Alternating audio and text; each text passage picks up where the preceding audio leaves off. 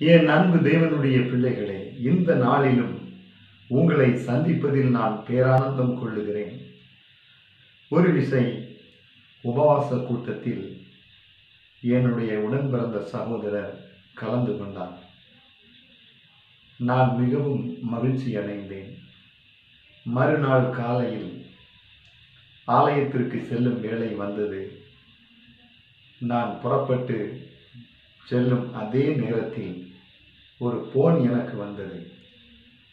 என் சகோதரன் சொன்னார், அண்ணா, நேற்று நான் உபவாச ஜெபத்தில் கலந்து கொண்டு சந்தோஷமாக நான் வந்தேன். இப்போதோ காலையில் எனக்கு ஒரு அதிர்ச்சி. காரணம், என்னுடைய வீட்டு முற்றத்தில் என்னுடைய பல்சர் பைக்கும் அதனுடைய சாவியை எடுக்க நான் மறந்துவிட்டேன். காலையில் பார்த்த பொழுது என்னுடைய பைக் அங்கே இல்லை என்று அங்கலாய்த்தார். எனக்கு திக்கென்றது, மனம் வேதனையுற்றது.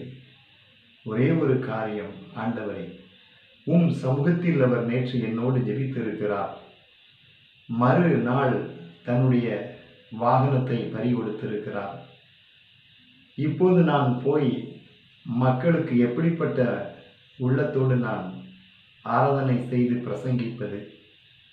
அன்பு தகப்பனே, அவர் என்னோடு சொன்னதை என்னோடு சொன்னதாக நீர் எடுத்துக்கொள்ளாமல் உம்மோடு சொன்னதாக நீர் எடுத்துக்கொள்ள வேண்டும். அப்பா, நேரம் தாமதிக்கிறது, ஆராதனை தொடங்க வேண்டும், அற்புதம் செய்ய உம்மால் தான் கூடும் என்று நான் ஜெபிக்கவில்லை, மனதில் நினைத்தேன். என் அன்புக்குரியவர்களே, நம்முடைய தேவன் எவ்வளவு பெரியவர் பாருங்கள். நம்முடைய தம்மை தேடுகிறவர்களுக்கு ஒரு நன்மையும் குறைவுபடாது. இப்படி நான் நினைத்த மறு கணமே எனக்கு ஒரு போன் வந்தது. என்னுடைய வீட்டிற்கு வீட்டு வேலை, கொத்தனார் வேலை பார்க்க வந்த வாலிபர் சிலர் எனக்கு போன் செய்து, ஐயா, நாங்கள் குறிப்பிட்ட இடத்தில் நாங்கள் இருந்த பொழுது உங்கள் தம்பியினுடைய பைக் அங்கே வருவதை நாங்கள் கண்டோம். உங்கள் வீட்டுக்கு நாங்கள் வேலைக்கு வரும் பொழுது உங்கள் தம்பியினுடைய பைக்குக்கு முன்னாலே எழுதப்பட்ட அந்த வாசகம் எங்களுக்கு ஞாபகம் இருந்தது. ஒரு வித்தியாசமான நபர் அந்த பைக்கை அவர் உருட்டி கொண்டு போன பொழுது நாங்கள் அதை மறித்தோம். அவர் அந்த பைக்கை போட்டுவிட்டு ஓடிவிட்டார்.